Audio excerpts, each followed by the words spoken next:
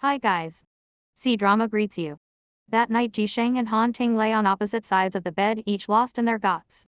Although Jisheng hadn't told Han Ting that she already knew who the real boss of Hanhai was, Han Ting was also considering whether to merge Xingchen with Hanhai. Both of them were conflicted. In the early morning, Han Ting found that Jisheng was not by his side and noticed that the safe seemed to have been opened. Han Ting realized that Jisheng had looked in the safe. Inside there was a drafted contract for the merger of Hanhai and Xingchen, and even the name of the merged company had been decided. Indeed, early in the morning, Jisheng had woken up and, after much hesitation, opened the safe in the closet. She found many contracts related to Hanhai inside, confirming that Han Ting had planned to integrate Xingchen into Hanhai. In the morning, Su Li and Su Zizao happened to meet Jisheng to discuss financing. Jisheng realized that she couldn't let Han Ting hold too many shares, so she decisively signed a contract with Chang He. This move diluted Han Ting's shares in Xingchen, preventing him from arbitrarily controlling Xingchen's fate in the future. Han Ting quickly learned about Ji Xing's acceptance of the financing from Tong. He knew he couldn't let Tong acquire shares in Xingchen, or he would fall into his sister's trap.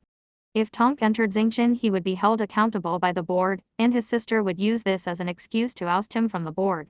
Thus Han Ting couldn't let Chang He acquire shares in Xingchen. After deliberating all morning, he immediately arranged a meeting with Chang He, offering his shares in Guanghua in exchange for Chang He's 20% stake in Xingchen. Chang He agreed to Han Ting's exchange.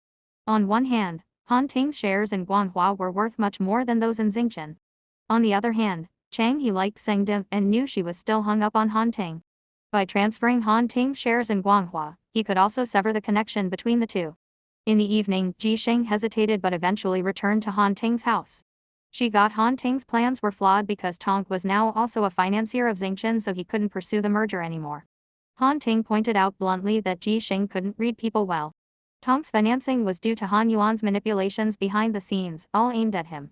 He further explained that small companies couldn't survive in the market without standing on the shoulders of giants.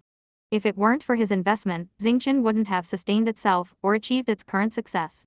From Han Ting's words, everything seemed to be about exploitation and calculation, with so many conspiracies and schemes behind it. Jisheng felt utterly shattered. She felt like a pet cat under Han Ting's control, a pawn, completely at his mercy, used or discarded as he pleased. They parted on bad terms. Ultimately, Xingchen was still merged into Hanhai. Dongyang Group became even stronger, and the stock market thrived. However, a rift grew between Jisheng and Han Ting. Jisheng now only dealt with Hanhai when it came to company matters. Thanks for watching. See you soon.